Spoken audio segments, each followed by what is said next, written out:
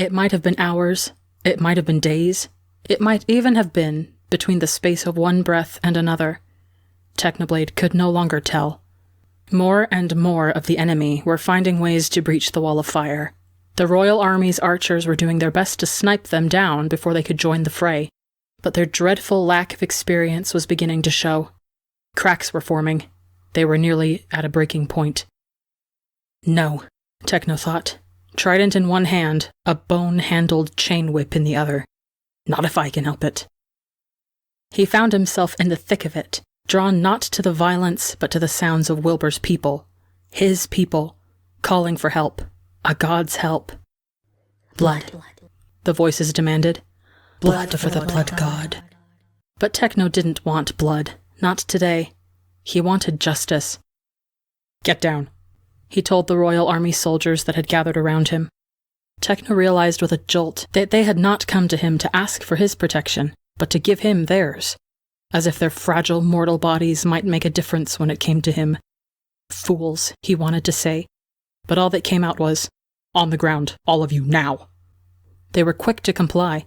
They dove into the weeds just as Techno lashed out with his whip. The heavy chain carved an arc through the air before finding its mark, wrapping around the neck of an enemy soldier. Techno pulled sharply, knocking the soldier down. He shook the whip free and spun it around to hit an incoming enemy straight in the head. There was a sickening crunch as the force of the whip crushed bone.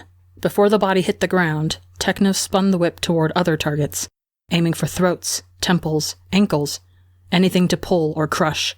He was standing in the eye of the storm, his whip cracking through the air like lightning. When the chain whip rattled back into his hands again, it was wet with blood. "You can get up now," he told the soldiers that were staring dazedly up at him from the ground. "Take care of the stragglers." "What stragglers?" one of them called out incredulously. But Techno was already moving again. He launched himself into the air, for a brief moment flying weightlessly over the carnage, and then he crashed down with his trident, impaling a man to the earth.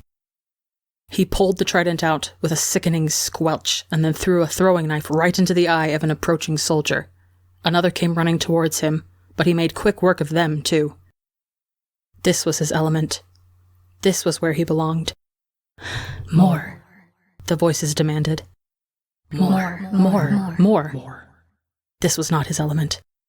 This was not where he belonged. He was under strict orders from the king to keep himself in check, and he would not falter now. And then he heard it.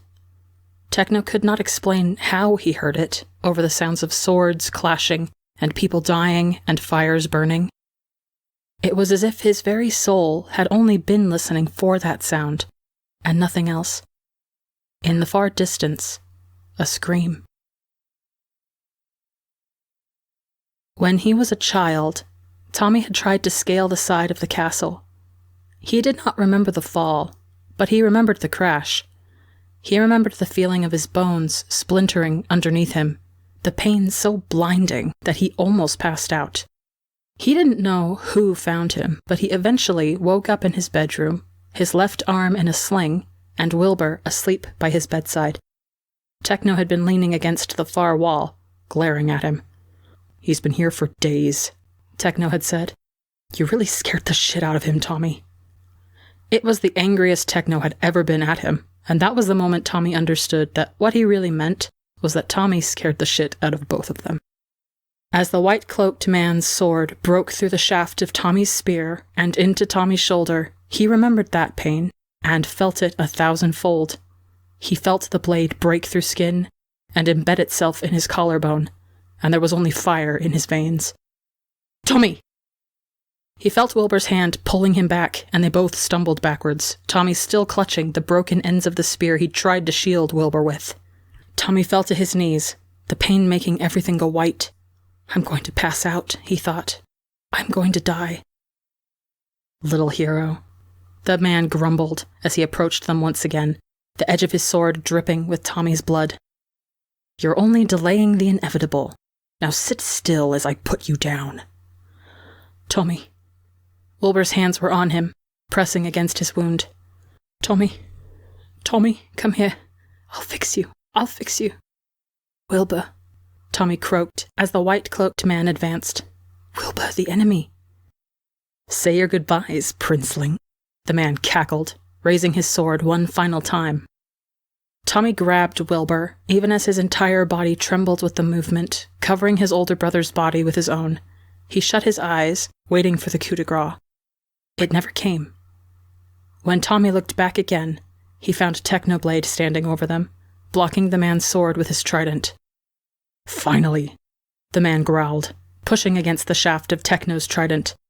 "I've been looking for you, you bloody bastard." Techno cocked his head to the side, considering the man at length. He said, monotonously, "don't f***ing know you." The man's eyes hardened. "You killed them. You took them both away from me, and you don't even remember." He jumped back, cutting the air between them with his sword, splattering the ground by Techno's feet with Tommy's blood. "That's all right. I'll make you remember." Techno turned to look at Tommy and Wilbur, his expression carefully neutral. He took in Tommy's wound, Wilbur still frantically trying to suppress the blood flow. "Techno," Tommy breathed. Techno's jaw clenched. "Go." He turned back to his enemy, his braid whipping in the wind. Most of the morning glories were gone. "Take care of your brother, Wilbur." "What?" "Tommy, let's go," Wilbur said sharply. He began to pull Tommy over to the mossy rock he'd been standing on. He leaned Tommy against it and bent to the task of securing the gash in Tommy's shoulder. Wilbur ripped the end of his red and blue coat and began wrapping it around Tommy's shoulder. "I can't see, Wilbur," Tommy protested, straining to look beyond Wilbur's head. "You don't need to see that," Wilbur insisted grimly, tightening the cloth around the wound. "You don't want to see that." "See what?" Tommy demanded, his throat aching. When had he started screaming? "Wilbur, we need to help him." Before Wilbur could reply, there was a loud crack, like thunder, making them both flinch. Wilbur turned toward the sound, just enough for Tommy to catch a glimpse of the fighting over his shoulder, just enough for him to see Technoblade raise the man up by his collar and drive him straight into the ground, shattering the earth once more. He was supposed to be dead. As Technoblade drove him against the dirt with enough force to crack it, he knew the man should have died the first time around. But he didn't. Instead, he merely grinned up at Technoblade with bloody teeth, his face drawn in cold and, much to Techno's chagrin, completely earned arrogance. "Ah, I see," Techno said with his hand around the man's throat. "What's a god of war doing in a place like this?" "I would state the obvious," the man said calmly, gesturing to the bloodbath around them. "But this is a purely personal affair." He kicked up, landing a hit on Techno's gut that launched him backwards. Techno braced himself against the dirt, unwilling to give the war god any more ground. Tommy and Wilbur were somewhere behind him, and that was all the reason Techno needed to pick up his trident again. The war god got unsteadily to his feet, then seemed to merely shake himself out of the experience of having his head cracked against the ground with the force of 20 rampaging bulls. He cracked the tension out of his neck and simply picked up his sword again. "Now that we're properly acquainted," the war god said, "let's take this more seriously, shall we?" He moved quicker than Techno expected. Techno barely managed to parry a blow aimed directly at his heart. Techno thrust out with his trident in retaliation, but the war god simply danced out of the way before returning again in full force. Techno took one of the knives from his bandolier and stabbed out, managing to nick the other god, just barely, before they clashed weapons again. Blow for blow, hit for hit. They could have gone on like that for forever. A god of war and a god of blood. In another life they might have been allies.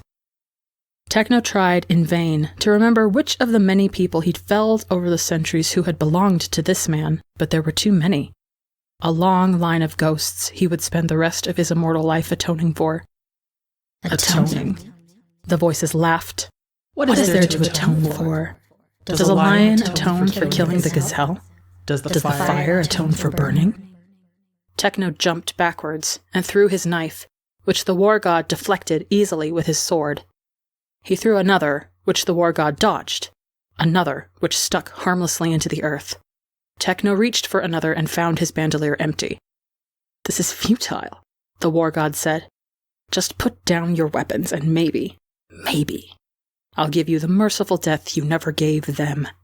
You fight and you struggle, but we both know how this ends. Mortals and their bloody games. There can only be one outcome, right?" "The war isn't over yet," Technoblade replied.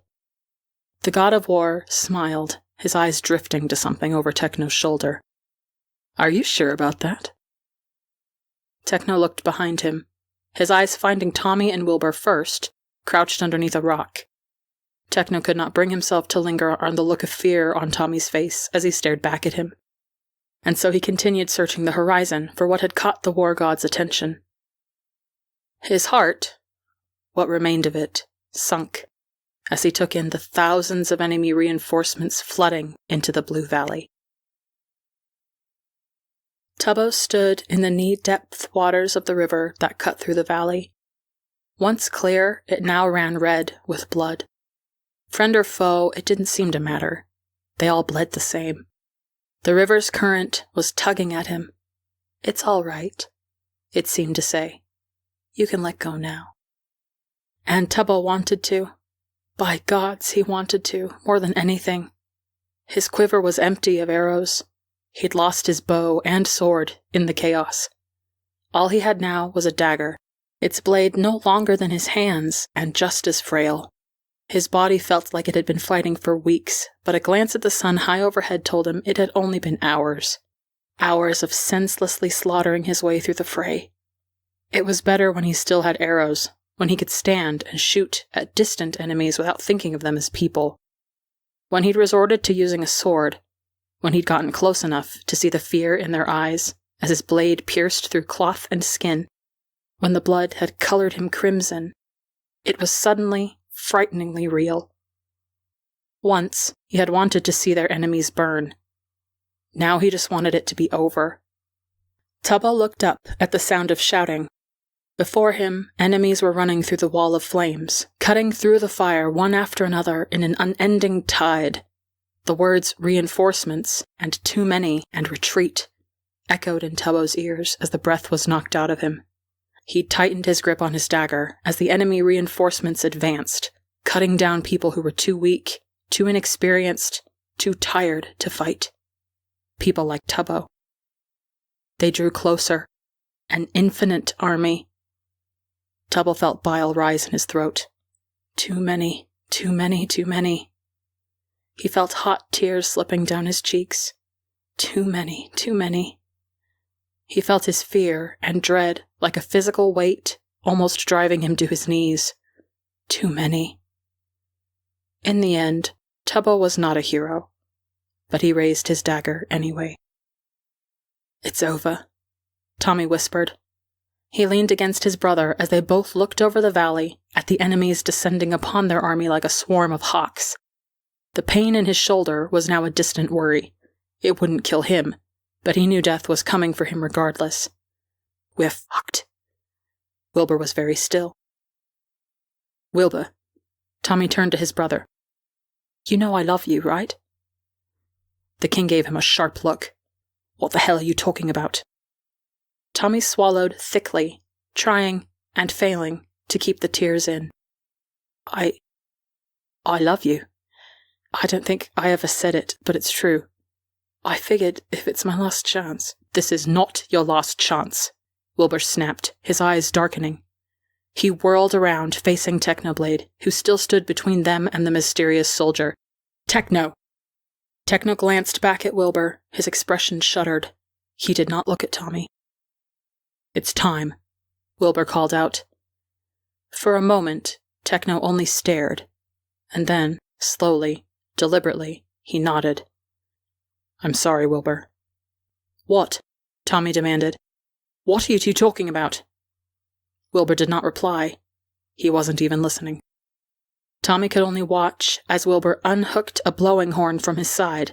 He put it to his lips mechanically, his eyes blank and staring at nothing at all. "Wilbur," Tommy begged. "Wilbur, what's going—" Wilbur blew the horn.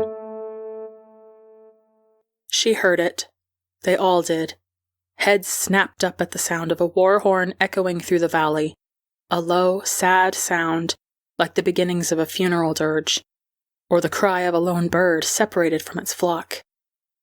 The flower shopkeeper met the eyes of a woman across the field, a stranger, only familiar from brief, inconsequential meetings at the camp. But in that moment, they were kindred spirits, united in their determination. The shopkeeper nodded. The woman gave her a solemn salute. It was now or never. The shopkeeper glanced at the oncoming horde of enemies, butchering all that stood in their way. But the royal army was not fighting anymore. No, they were running. They threw down their weapons and ran back in the direction of the hill, stumbling over weeds and irises and vines of morning glories. The Green Army, outnumbering them 10-1, gave chase, unaware of what was coming. The shopkeeper took off, the rock in her pocket seeming to grow heavier with every step. But unlike the others, she was headed north, up one of the craggy mountains that bordered the valley.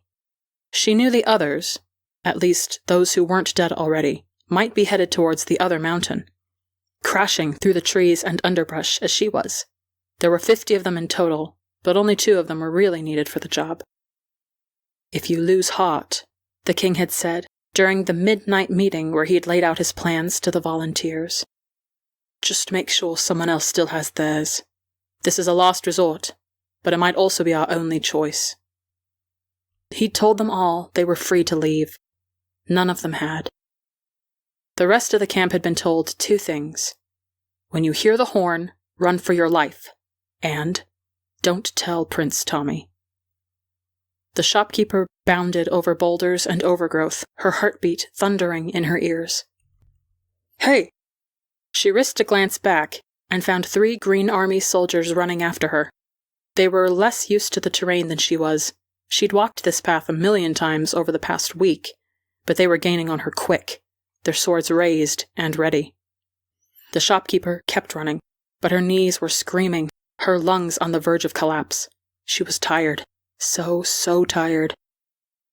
A yell came from behind her. She tried to ignore it until it came again.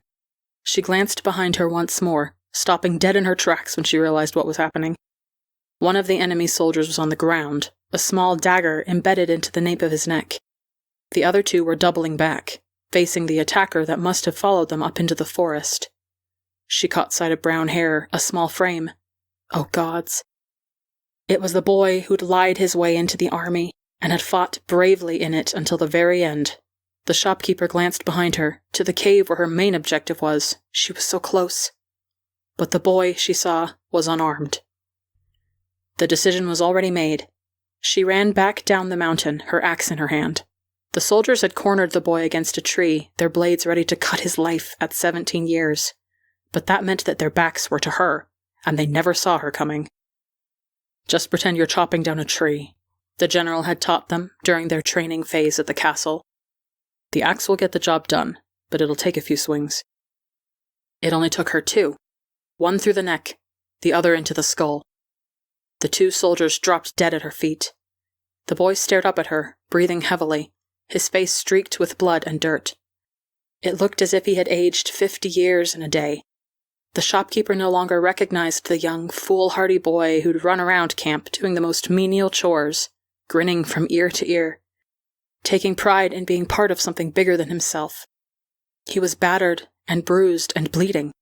With eyes so haunted, the shopkeeper couldn't help but wonder about all the things he'd seen since the sun rose over the battlefield. "What has the world done to you?" she thought. But all she said was, "Are you all right?" The boy could only nod wordlessly.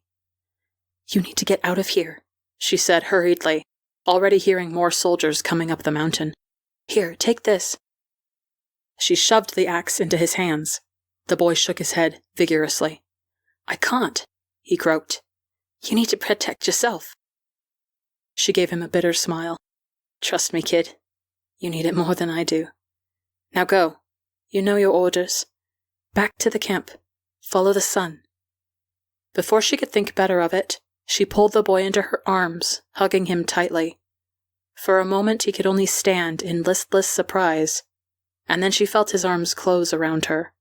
He buried his head into her shoulder and uttered a single gut-wrenching sob. When the shopkeeper let go, there was a new spark in the boy's eyes, faint, but better than nothing. The boy turned to go, but lingered at the tree line. "What's your name?" he asked. "Nicky," she said. "My name is Nicky." "I'll see you later, Nicky," the boy said, and was gone. She stared after him for a while, her heart feeling lighter in ways she could not explain. But then a twig broke in the distance, heralding the arrival of enemy troops. The shopkeeper steeled herself one last time and headed for the cave. Inside, stacked from one end of the cave to another, connected to natural underground caverns that ran the length of the mountain, was the king's last resort. The only thing that stood between their kingdom and certain doom. "We will see our enemies burning," the king had promised them on that first day, lifetimes ago. It wasn't exactly burning, but blowing them to kingdom come was an acceptable compromise. The flint was in her hand. All she could smell was sulfur and the distant scent of irises. Her pursuers were at the mouth of the cave, screaming as they realized what she was about to do. They might have begged. She would never know. "I'll see you all in hell," she said bitterly, and struck the flint into flame. At the summit of the opposite mountain, in a cave almost identical, the captain did the same. "For my kingdom," she whispered to the empty cave, and let the fire fall. Nicky hoped, at the very least, that they would plant the prettiest flowers over her grave. The explosions rocked the world. It rattled the very sun from its loyal orbit. Wilbur braced himself against the rock he'd once stood fearlessly on and watched the mountains fall. "Yes!" the voices chorused. This was always meant to be. Wilbur had been here before. He'd dreamt it. He'd lived it. As an avalanche of rocks and earth cascaded into the valley, crushing anyone unfortunate enough to be left behind, friend or foe, Wilbur felt a tug of familiarity at his core. His ears rung from the violence of it all, the voices, the screaming, the blasts that went on and on and on. Flocks of birds soared up into the sky, disturbed from their perches. They were the only survivors. When the dust settled, all Wilbur could see was a pile of devastation where the Blue Valley used to be. Their enemies, crushed by the thousands, or buried alive on Wilbur's orders, and their allies. Wilbur bent over the ground and vomited. "Wilbur." Wilbur's ears were still ringing. He heaved the last of his stomach's contents, coughing up blood and spit. There was no end to it. "Wilbur!" Wilbur turned, almost afraid of what he would find behind him. Tommy, his face pale, his eyes wide and staring, as if he had never seen Wilbur before.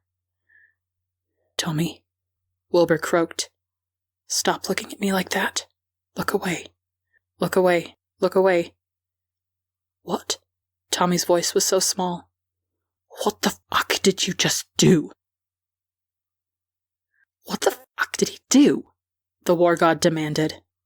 He tried moving towards the king and the prince, but Techno was there, forever blocking his way. "Don't take another step." Techno raised his trident, its prongs aimed toward the war god's chest.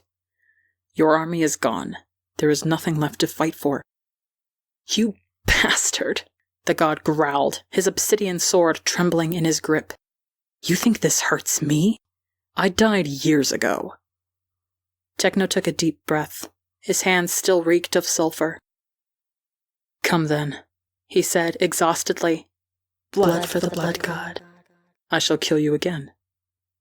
The war god jumped towards him, starting the cycle anew. "You said no more secrets." Tommy's nails dug bloody crescents into his palm. "You promised, Wilbur." They were dead. They were all dead, because of the man that Tommy couldn't bear to call his brother. He wanted to dig into his skin and rip out every part that was Wilbur's. He wanted to gut himself, tear it all apart from the inside out, if that was what it took to get rid of the screaming in his head. Wilbur wasn't meeting his eyes. Tommy marched up to him and grabbed him roughly by the collar. "F***ing look at me, you piece of shit!" Tommy screamed. The ground was still shaking, or maybe it was just him. Hot tears spilled down his cheeks, tears of a rage too big for his body. "How long have you been planning this? Was it from the beginning? Did you look all people in the eyes and never bothered telling them you were leading them to the slaughterhouse?" "Some of them had to have survived," Wilbur whispered, his words almost lost to the winds. "I warned them." Tommy shook him violently. "That's not the f***ing point," he sobbed. Wilbur finally looked at him, but there was nothing behind his dark eyes. "I did what I had to do, Tommy," was all he said. Tommy shoved him viciously away. His hands felt dirty. He felt unclean. In his head, he could still hear the strings of a lonely guitar playing over the soft laughter of soldiers that were now simply gone. Gone in a flash between one breath and the next. It had come so easily to Wilbur. Would it come easily to Tommy, too? "You fucked up," Tommy spat. "You fucked up, Wilbur." "Tommy." Wilbur reached out for him, but Tommy flinched back. "Don't f***ing touch me!" In battle, when two opponents were evenly matched, in strength, in wisdom, in anger, it would only take one thing to bring it all down. One soldier, one mistake, one move. The war god had seen his fair share of battles, and had won all of them except one. The only battle to matter, and he'd lost everything, because a blood god had decided to throw his lot in with the opposing forces. One soldier. Afterwards, the war god had dragged himself through the battlefield, his throat burning from screaming his lover's name into the quiet sky. When he'd found him, the war god had crawled towards his broken body, curling around it as if he could somehow warm it back to life, and he had stayed there for years, letting the moss and the weeds grow over the two of them. He would have stayed there forever, beside the carcass rotted down to the bones, but a fire had grown inside him, a fire that would not be satiated until he had the head of the god that had taken everything from him. Now here he was, facing off against the very culprit. It was a bloody dance.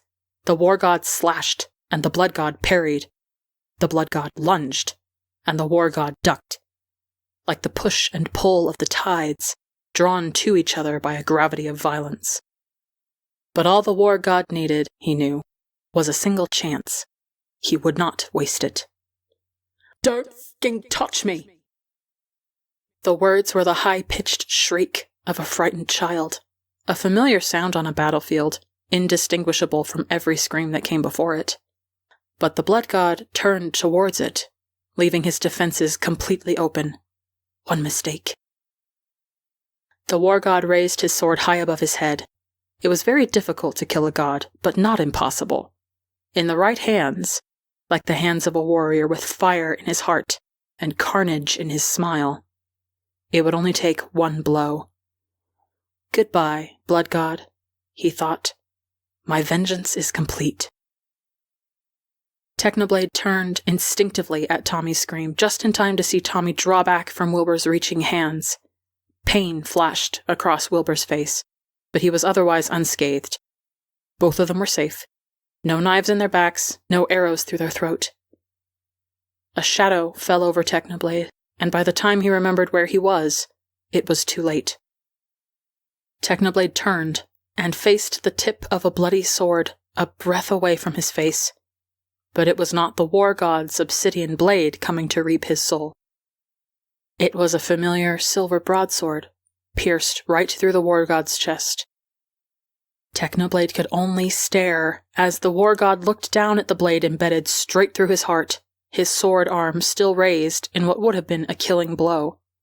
Instead, the obsidian sword fell harmlessly out of his limp hold and onto the dirt, and the war god followed close behind. Behind him stood a winged man, his golden hair catching the rays of the setting sun. No. The voices screamed. Not you. Not you. Not you. "Hello, Techno," said Philza. Wilbur saw him first. Perhaps that was how it was always meant to be. Some part of him would always, unfailingly, be looking for him. Tommy followed a beat later. Wilbur saw his brother's shoulders go slack, like a marionette with its strings suddenly cut. Dad. Their father was standing before Techno and the unmoving body of the white-cloaked soldier. At the sound of Tommy's voice he turned, and looked at his sons for the first time in a decade. And so he enters the scene once more, the voices whispered. And before Wilbur could say anything, Tommy was already running. One move. That was all it would take. On the ground beside him was one of the blood god's throwing knives, lost during their battle. With the last of his strength, he curled his fingers around the hilt. His love was calling him home. He could hear it in the warm wind. But he could not face him before he was avenged. And so with all he had left, the war god aimed and threw. Dad. His father was here. His dad, standing among the blue irises the same shade as his sad eyes. The years fell away like smoke, and Tommy was a boy again. There was no explosion. There was no war. There was no leaving. There was only a son and his father. Tommy felt a hysterical laugh bubble out of him as he ran, even as his cheeks still stung with tears. There was everything. There was confusion, grief, there was anger, there was relief, there was disbelief, there was joy. Dad! Tommy shouted, spreading his arms wide as he ran, like a bird about to take flight. Tommy. Dad's smile was still the same after all these years.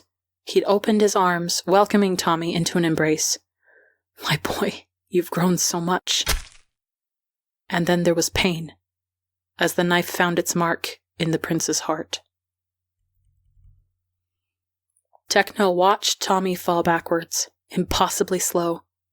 It took a moment for the reality to sink in, and by then, Wilbur was screaming so loud it drowned out everything else, even the voices that began screeching inside Techno's head. Tommy! Philza shouted, running towards Tommy's unmoving body, but Wilbur was already there, cradling his brother to his chest.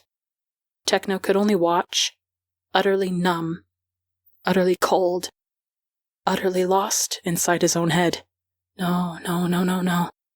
This couldn't be happening. This could not be happening. It was over. The war was over. He'd done everything he could to protect them, to protect Tommy. Why was this still how it ended? This is what it feels, someone gasped, to lose everything. By the time Techno turned towards the war god, ready to rip him limb from fucking limb, he was already dead, a smile on his face. Curse you, Techno thought furiously. Curse you, curse you, curse you. Techno! Wilbur's scream brought him violently back into his body, with the force of a comet crashing into Earth. Help me! Techno staggered towards them, his blood as heavy as lead, his vision hazy. But he could see the one thing that mattered. His Tommy, lying so still in his brother's arms. His Tommy, who braided his hair with sweet-smelling flowers. His Tommy, who was quick to anger, but quicker to laugh. His Tommy. The sun was setting over the blue valley. There was a terrible, terrible silence. The kind of silence that always came before something devastating. The calm before the storm. Tommy had always hated silences. It gave his mind too many spaces to fill with darkness. So he brought light instead. Noise, and laughter, and jokes, and jibes. Anything to keep the quiet at bay. Wilbur had helped with the weight, like he promised, but now it was back, pressing against Tommy's chest, suffocating him under its burden. There was pain. So much pain. He thought he'd already felt pain, but what did he truly know? He was only 15. Tommy felt himself lifted into someone's arms. The arms of the man that had snuffed out the lives of 2 armies in one fell swoop. Tommy wanted to push him away again, to spit his anger and his disgust, but he was too weak to do either. He could only lie there, staring up at his brother's face, twisted with anguish. His mouth was moving, speaking words Tommy could barely hear. "Let me go," Tommy wanted to say. "Give me back to the ground." But then Wilbur started humming. It was a song. The song. The song Tommy had been humming just this morning, lifetimes ago. "What?" Tommy breathed, the rest of the question dying on his lips. He couldn't keep his eyes open. He should. He knew he should, because otherwise he'd be... "Your lullaby," Wilbur sobbed, his tears hitting Tommy's cheeks. "It's the lullaby I used to play for you on my guitar, when you were younger." And just like that, everything that came before was forgiven, and forgotten, and gone. But was that such a bad thing? Rest would be nice. If it meant his lungs would stop hurting. If it meant his chest would stop aching. Sleep. Sleep was good. Sleep was... "I miss your music, Wilbur." Tommy could feel someone stroking back his hair so gently, so lovingly. "Keep your eyes open, Tommy." Techno. "Keep your goddamned eyes open." Bad. He needed to keep awake. Techno was telling him to, and Tommy always did what Techno said. Because Techno was his tutor, his teacher, his big brother. "I would have..." Tommy coughed. He felt blood trickle down his jaw, and then nothing at all. "I would have liked to hear you play together again." Wilbur's hold on him tightened. Somewhere far away, someone was screaming for a medic, and Tommy knew. Tommy knew it was... "We'll play for you," Techno vowed. "When we get home, we'll play for you as many times as you want, Tommy. I'll let you beat me when we spar. I'll let you braid my hair, or even cut it all off if you want to. Anything you want. Just keep your eyes open." A shadow fell over them, in the shape of wings that Tommy had only seen once before, when he had flown out of Tommy's bedroom window and out of their lives forever. Or not forever. Tommy tried to raise his head, to see his father's face, but the pain was too much. "Dad," Tommy whispered. He still wanted to do so much. He still wanted to scream at Wilbur and then embrace him. He still wanted to find flowers for Techno's hair. He still wanted to go home, to the kingdom they had protected. He still wanted to hug his dad. But a darkness was quickly gathering. Tommy. Tommy had no idea who had said his name. It all sounded so far away. "Don't leave me," Tommy begged. "Please. I'm so scared." "We're here, Tommy." A kiss on the forehead. Someone holding his hand. Strong arms around him. Wilbur humming his old lullaby. Warmth, even in the dark. "We'll always be here. Too late." "Thank you," Tommy breathed. "Thank you. He had so much left to say, so much left to offer. Love, forgiveness, cheer. But he would leave it there until he woke up again. Tommy's eyes drifted shut. His mother's laughter had never sounded clearer. Somewhere in the distance, the green god began to smile.